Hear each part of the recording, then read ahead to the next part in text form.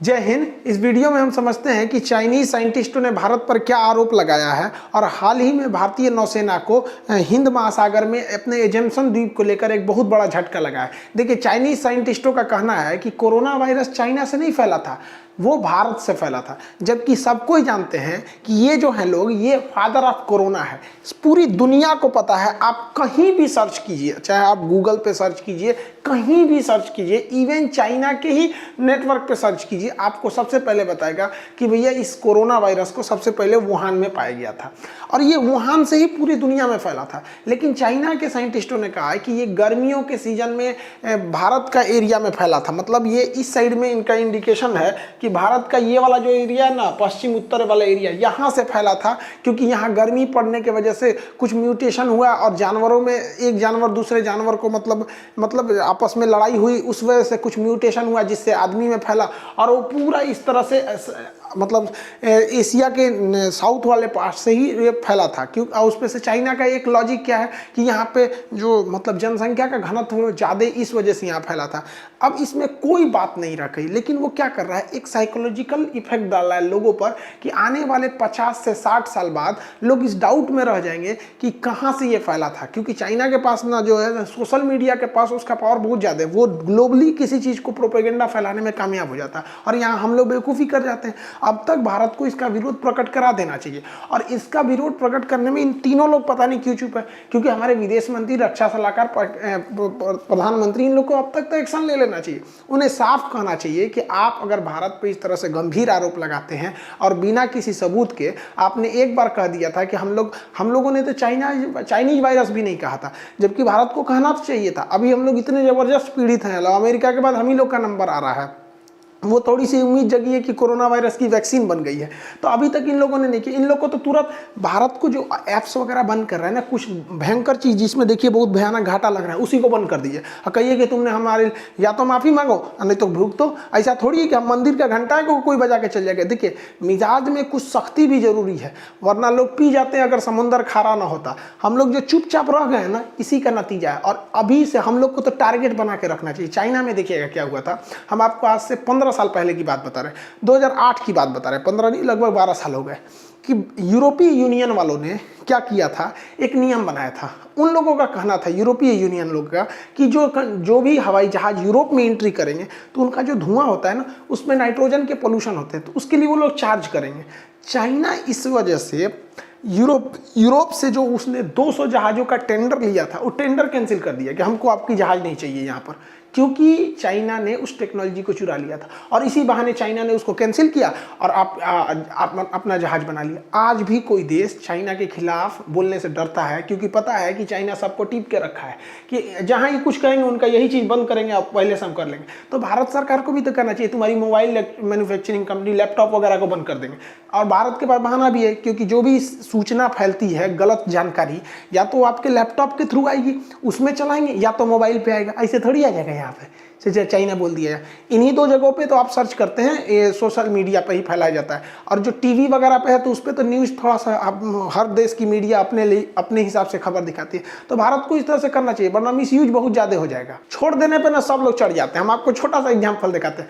कुछ लोग हमारे वीडियो को थोड़ा थोड़ा कट कर लगा देते थे, हम भी थोड़ा दया दिखा देते थे कि चलो यार, कोरोना ने बहुत लोगों को बेरोजगार दिया, कम से कम इन लोग का 2-4 पैसा कमा लेंगे तो इन लोग का रोजी रोटी चल जाएगा। लेकिन कुछ लोग इतने मन बढ़ गए कि साले हमारा थंबनेल कॉपी कर लिए, देखिए यहाँ पर, और इतना भद्दा इमेज लगा दिए। लोगों को क्या लगता है कि सर का इमेज इधर ही लगा रहता है और यही हमारे, यही मतलब ये मेनली तो वही इमेज रहता है मेरा थंबनेल के लिए। और देखिए उल्टा सीधा लिख देते हैं। अब बताइए, इस गधा को किसने मेरा इमेज लगा दिया, नचनिया का फोटो लगा दिया यहाँ पर। मतलब इनको व्यूज चाहिए, इससे कोई मतलब नहीं बनता है कि किसी के इमेज खराब हो रही है, किसी टीचर के आगे ऐसा भद्दा फोटो ना लगाइए, ऐसा नहीं, ये नहीं मानते हैं लोग यहाँ पर। हम भी देखे भैया, अब मेरी मम्मी कही कि यही सब तुम लगा रहा है, मम्मी से हम कहे कि भैया मेरा नहीं है यहाँ पर। मम्मी गुस्सा, हम क्या किए, बंद कर दिए, चैनल बंद करा दिए इनका, शांत हो गए लोग। तो कहने का सेंस क्या है कि अगर आप छोड़ते रहेंगे ना तो लोग सर पे चढ़ जाएंगे। यहाँ पर दुनिया भर का कर दिया है सब। अब जैसे इसको देखिए, ये बेचारे में थोड़ा सा तमीज तरीका है कि लगाया है उल्टा सीधा फोटो, देखिए लगाया है, लेकिन इस वाला की इमेज को लगाया है। क्यों? अभी क्या है कि लोगों को लगेगा कि नहीं ये ओरिजिनल खान सर का नहीं है, बीच में से कोई पार्ट काट करके लगा है, तो थोड़ा आदमी इंसानियत इस पर बकस देता है। लेकिन ये सबको बताइए, आप खुद सोचिए यार कितना गलत कर रहा है ये लोग वहाँ पे। तो हम भी बंद करा दिए चैनल वहाँ पे। तो हम भी यही कहते हैं कि देखिए चाइना को छूट देंगे तो वो ससुरा चढ़ जाएगा सर, और यहाँ छूट देने का मतलब ई चढ़ गया सर।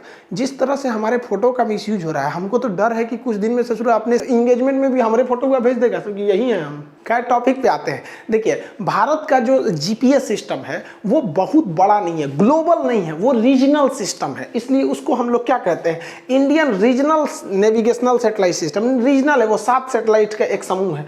ये पूरे एरिया को नहीं कवर करता है, लेकिन भारत के आसपास वाले एरिया को हर तरह की सुविधा दे देता है। चाहे आप गाड़ी ड्राइव कर रहे हो, जैसे आप कैसे गूगल नक्शा खोल लेते हैं, तो गूगल नक्शा की जगह आप भारत का नाविक खोल लेंगे। अब इसको ऑपरेशनली कर दिया गया। अब हिंद महासागर में जितने भी पानी वाली जहाजें हैं उनके पास जीपीएस के अलावे अब भारतीय नेविगेशन सैटेलाइट भी उपलब्ध रहेगा। इससे हमारी निगरानी क्षमता में बढ़ेगी, क्योंकि हिंद महासागर में चाइना कुछ ज़्यादा ही दिलचस्पी दिखा रहा है। इसको देखते हुए भारत इस सबको स्टेप को ले रहा है। इसी सिलसिले में भारत जो है वो अपने जितने भी पड़ोसी देश है वहाँ के तटों पर कोस्टल सर्वेलांस रडार को लगा रहा है। ये रडार काफ़ी छोटे होते हैं, लेकिन इन्हें संख्या में ज़्यादा लगाया जाता है। इनकी सबसे बड़ी खासियत क्या होती है, ये छोटे से छोटे चीज़ पर नज़र रख लेते हैं। कोई छोटी सी जहाज है, कोई पेरेट्स है, या भी पनडुब्बी के पेरिस्कोप है, तुरंत नज़र रख लेते हैं और तुरंत उसको अपने डाटा के पास भेज देते हैं। तो इससे फ़ायदा ये है कि चाइना की कोई भी घुसपैठ होगी, कोई भी उसकी पनडुब्बी बाहर आती है, क्योंकि ज़्यादातर देशों के पास डीजल इलेक्ट्रॉनिक पनडुब्बी है। पनडुब्बी में बताए थे कि उनकी बैटरी चार्ज करने के लिए उन्हें जनरेटर चलाना पड़ता है,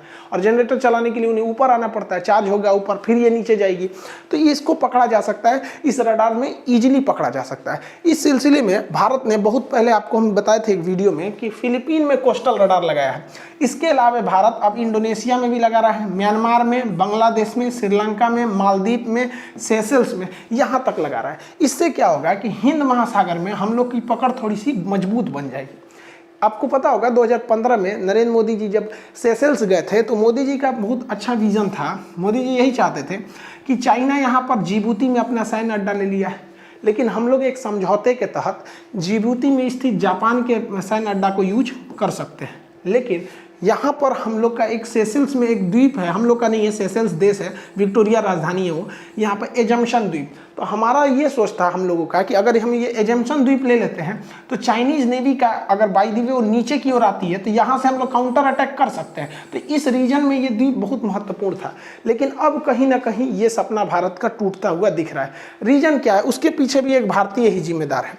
आप अगर देखेंगे ई भाई साहब को कवेल रामकलावन है, इनका नाम है कवेल रामकलावन, ये भारतीय मूल के हैं। अभी ये सेशल्स के प्रेसिडेंट बन गए, लेकिन जब ये सेशल्स के प्रेसिडेंट नहीं थे, विपक्ष में थे ना, तो इन्होंने ही भारत के विरोध किया था, जबकि वहाँ की सरकार इसे दे रही थी। और भारत भी कह रहा था कि भैया हम आपसे ये वाला जो अड्डा आप दे देंगे तो ये हम थोड़ी ना कब्जा कर लेंगे, इस पर आप भी रहिएगा हम भी रहेंगे, हमको बस अपनी सुरक्षा के लिए। लेकिन उन्होंने कह दिया कि नहीं, ना हम चाइना को देंगे ना भारत को देंगे। आप सोचिए, ये जो रामकलावन हैं ये विपक्ष में थे तो भारत को अड्डा नहीं दिए, अब तो प्रेसिडेंट हो गए, अब क्या देने वाले हैं। और इनके ऊपर चाइना भी मेहरबान हो गया है। अब चाइना इनके ऊपर फंसाना चाह रहा है, अब इनकी मजबूरी बन चुकी है यहाँ पर।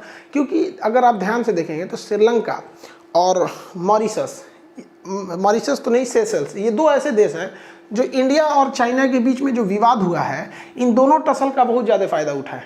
इनको भारत ने भी लोन माफ़ कर दिया, चाइना ने भी लोन माफ़ किया। चाइना ने यहाँ पर सुप्रीम कोर्ट बना रहा है, तो भारत यहाँ पे कह रहा है कि भैया हम तुमको इंफ्रास्ट्रक्चर प्रोडक्ट दे रहे हैं, हम तुम्हें डॉर्नियर जहाज़ दे रहे हैं, तुम्हें पेट्रोलिंग के लिए पानी वाली जहाज़ें दे रहे हैं, तुम्हें हम कोस्टल रडार दे रहे हैं, कई मिलियन डॉलर का हम तुमको कर्जा दे रहे हैं, तुमको ऐसे पैसा भी दे रहे हैं, क्रेडिट दे रहे हैं कि तुम ऐसा काम करो। तो ये लोग अभी इन दोनों की लड़ाई में बहुत ज़्यादा फ़ायदा कमा रहे हैं। लेकिन हमारे लिए हर हाल में सेशल्स ज़रूरी है। इवन सेशल्स नहीं, हम लोग को हर हाल में अपना एरिया के पास जितने छोटे छोटे द्वीप हैं उनको हम लोग को क्या करना है, आपस में जोड़ के रखना है, क्योंकि आगे जाके ये बहुत काम आएंगे सब। यहाँ पर बात करेंगे गलवान में क्या हो रहा है, तो देखिए गलवान में कुछ भी अभी सिचुएशन है नहीं ठीक ठाक, क्योंकि चाइना ने हल्ला किया था कि डायरेक्ट एनर्जी वेपन मारे हैं, सोच रहा डायरेक्ट एनर्जी वेपन मारे, तुम लोग का बाप को भेज दिया गया वहाँ पर।